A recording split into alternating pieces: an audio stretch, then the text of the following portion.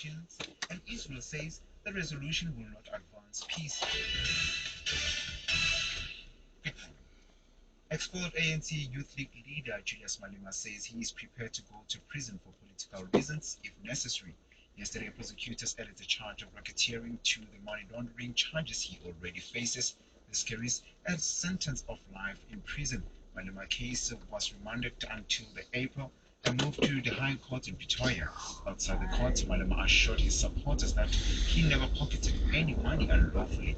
Malema says in proven court that the case against him is a political plot hatched at a high-level meeting in Cape Town in September. He also said it would be a failure for the country should President Jacob Zuma be re-elected at the Malabo conference. Meanwhile, the ANC, the Eastern Cape, has backed President Jacob Zuma to lead the party for a second term, with businessman Cyril Ramaphosa as his deputy.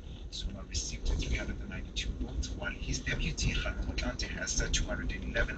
Eastern Cape local government MEC Shane says there's a need to have the continuity within the party.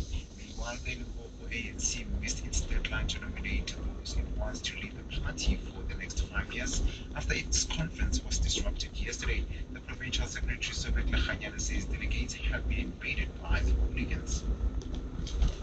The UN AIDS report on South Africa was released yesterday and reveals that South Africa has increased its scale of HIV treatment by 75%, ensuring that 1.7 million people had access to treatment, which led to a decrease of more than 50,000 in new HIV infections in the past 2 years. ACDP Member of Parliament Sherilyn Dudley says a long-awaited breakthrough in the fight against HIV has been discovered. Really protects an enormous amount of effort within and from outside South Africa in working towards an HIV-free generation of South Africa.